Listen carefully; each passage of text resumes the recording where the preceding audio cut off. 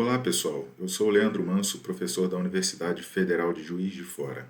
Esse vídeo faz parte do conjunto de videoaulas da disciplina Processamento Digital de Sinais do programa de pós-graduação em Engenharia Elétrica. O assunto da aula de hoje é conceito de filtragem. Uma aplicação de sistemas lineares invariantes no tempo discretos é passar certos componentes de frequência de uma sequência de entrada sem distorção, se isso for possível, e bloquear outros componentes de frequência. Tais sistemas são denominados filtros digitais. A chave do processo de filtragem é expressar uma entrada qualquer como uma soma ponderada de infinitas sequências exponenciais, ou de maneira equivalente como uma combinação linear de sequências senoidais, como a gente pode perceber nessa equação. Dessa forma, escolhendo-se valores apropriados para a resposta de magnitude do filtro digital nas frequências de interesse, componentes da entrada podem ser severamente atenuados ou amplificados. Para entender o processo por trás dos filtros seletivos em frequência, vamos considerar um sistema discreto caracterizado pela seguinte resposta de magnitude. Ela vale 1 para módulo de ômega menor do que ômega c, e ela vale 0 para módulo de ômega entre ômega c, aplicando a seguinte entrada no sistema, x de n, sendo igual a combinação linear de dois sinais senoidais com frequências ômega 1 e ômega 2, respectivamente, sendo que ômega 1 é menor do que ômega c e ômega 2 é maior do que ômega c, e devido à linearidade, a saída do sistema pode ser escrita da seguinte maneira. Lembrem-se que, para a entrada senoidal, a saída do sistema é também um sinal senoidal, cuja amplitude é multiplicada pela resposta em magnitude do sistema na frequência do sinal senoidal, e a fase do sinal é deslocada de acordo com a resposta em fase do sistema, também para a mesma frequência do sinal senoidal. Então, temos agora uma combinação linear das duas respostas, A vezes módulo de H de E elevado a J ômega 1 vezes cosseno de ômega 1n mais θ de ômega 1, mais B vezes módulo de H de E elevado a J ômega 2 vezes cosseno de ômega 2n mais θ de ômega 2. Como módulo de H de E elevado a J ômega 1 é aproximadamente 1, lembrando que a resposta em frequência do nosso filtro, ela vale 1 até ômega c e 0 para ômega maior do que ômega c. Então, para ômega 1, essa resposta vale aproximadamente 1, e para ômega 2, que é maior do que ômega c, ela vale aproximadamente 0. A saída do nosso sistema vai ser, então, aproximadamente só a primeira parcela da equação anterior, visto que o segundo sinal senoidal ele foi atenuado aqui pela resposta em frequência do filtro, que era um valor muito próximo de 0. Portanto, esse sistema funciona como um filtro passa-baixas. No exemplo a seguir, a gente vai considerar o projeto de um filtro digital simplificado, de maneira que a gente possa entender melhor esse processo. Então vamos lá, um exemplo. A entrada do sistema consiste em uma soma de duas sequências senoidais com frequências angulares de 0,1 radianos por amostra e 0,4 radianos por amostra. A gente deseja projetar um filtro passa-alta que passe o componente de alta frequência e bloqueie o componente de baixa frequência. Por simplicidade, vamos assumir um filtro FIR de comprimento 3 com uma resposta ao impulso dada por H de 0 é igual a H de 2, que é igual a alfa, e H de 1, que é igual a beta. O que precisamos saber é que a saída do nosso sistema será dada pela convolução da sua resposta ao impulso com o sinal de entrada e seus respectivos atrasos temporais.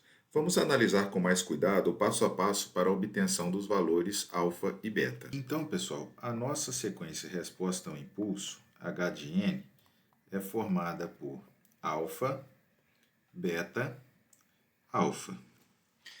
E a nossa saída, y de n, é dada pelo somatório de convolução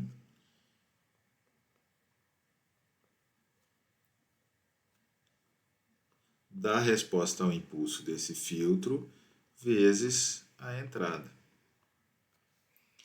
Como a resposta ao impulso só é definida para n de 0 até 2, esse somatório aqui fica somatório de k igual a 0 até 2, de h de k, x de n menos k.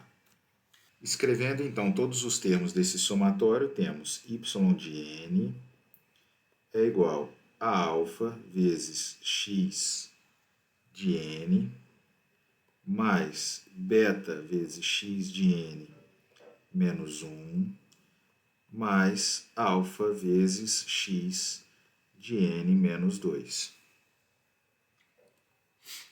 O objetivo do projeto, é escolher valores adequados para alfa e para beta, de modo que a frequência de 0,1 seja bloqueada e a frequência de 0,4 passe para a saída sem sofrer atenuação. Então, para escolher os valores adequados de alfa e de beta, precisamos fazer a DTFT da resposta ao impulso desse sistema, que vai ser H de E elevado a J ômega igual a alfa mais beta vezes E elevado a menos J ômega mais alfa vezes E elevado a menos J2 ômega. Ou seja, H de E elevado a J ômega vai ser igual a alfa vezes 1 mais E elevado a menos J2 ômega mais beta E elevado a menos J ômega. Podemos reescrever isso aqui da seguinte maneira: 2 alfa vezes E elevado a J ômega mais E elevado a menos J ômega sobre 2 vezes E elevado a menos J ômega mais beta vezes E elevado a menos J ômega. Dessa forma, ficamos com H de E elevado a J ômega sendo 2 alfa cosseno de ômega mais beta, isso tudo aqui vezes E elevado a menos J ômega.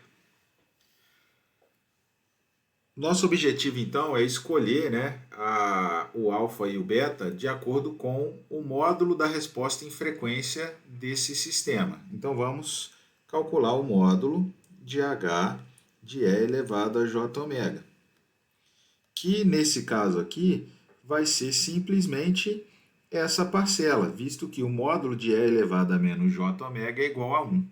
Então, vai ser igual ao módulo de 2 alfa cosseno de ômega mais beta.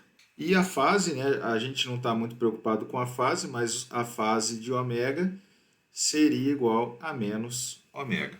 Então, nós vamos escolher o alfa e o beta com as seguintes restrições quanto à resposta de módulo. Para bloquear a frequência ômega 1, que é igual a 0,1 radianos por amostra, o módulo de H de E elevado a J ômega 1 precisa ser igual a 0. E para deixar passar a frequência ômega 2 igual a 0,4 radianos por amostra, o módulo de H de E elevado a J ômega 2 precisa ser igual a 1. Então, vamos lá. O módulo de H de E elevado a J ômega 1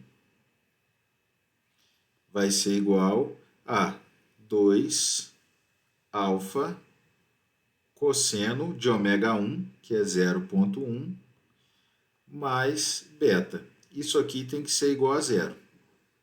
E o módulo de H de E elevado a J ômega 2 é igual a 2 alfa cosseno de 0,4 mais beta. E isso aqui precisa ser 1. Então, temos aqui um sistema com duas equações e duas incógnitas, alfa e beta, para resolver. Se a gente resolver esse sistema, a gente vai encontrar alfa igual a menos 6,76195 e beta igual a 13,45635. Então, de posse desses valores, a gente pode calcular qual será a saída para o nosso sistema, visto que a entrada é a soma dessas duas senoides. Aqui temos então a equação do nosso filtro digital, já com os valores de alfa e beta substituídos, né? Então percebam que a saída do sistema ela vai depender das entradas atual e passadas, né? E aqui graficamente a gente tem representado em azul o sinal de frequência mais lenta, que eu chamei aqui de x1, em laranja o sinal de frequência mais rápida, x2, em amarelo x de n, que é o nosso sinal de entrada, dado pela soma de x1 e x2, né? E em roxo a saída do nosso filtro. Tá? Percebam que logo no início aqui, a saída do nosso filtro está com valores bastante elevados, né? Isso é devido ao transitório, mas que depois de certo número de amostras, essa saída fica com a frequência igual ao do componente x2, né? Que é o que a gente queria, né, no nosso projeto, eliminar a influência do x1 e manter a influência do x2. Tá? Mas, apesar de ter a mesma frequência do x2, percebam que a onda roxa aqui ela está um pouco atrasada em relação à onda vermelha, que é o sinal x2. Aqui temos tabelado tanto o sinal x1 de n, né, cosseno de 0,1, o sinal x2, o sinal x de n e o sinal y de n. Percebam que as duas primeiras amostras do y de n é que são relativas ao transitório, pois a partir de n igual a 2, o valor de y de n converge para o valor de x2 de n. Percebam, 092, 06967, 03623 e assim vai. Então, apesar de ter um transitório inicial, após esse transitório, a saída y de n converge para os valores de x2 de n. Né? E a gente percebe que temos aqui um atraso, né, em relação às duas formas de onda. Então, para resumir, né, a partir da tabela a gente pode perceber que a saída y de n vale, né, ou converge para cosseno de 0,4 n-1, ou seja, tem um atraso de uma amostra para n maior ou igual a 2. Né? A gente viu lá através da equação que o cálculo do valor atual da saída precisa da entrada atual e das entradas passadas. Né? As duas primeiras saídas, y1 e y2, né, que representam o período transitório desse filtro, foram obtidas considerando x de menos 1 e x de menos 2 igual a 0. Né? Então, essas duas amostras constituem o transitório. Né? E como, né, a resposta ao impulso do filtro tem comprimento igual a 3, né, a gente viu, tem o H0, H1 e H2, o estado permanente é atingido em n igual a 2, ou seja, 3 menos 1, n igual a 2, como a gente já viu também anteriormente. E com isso, terminamos o assunto da aula de hoje. Até mais.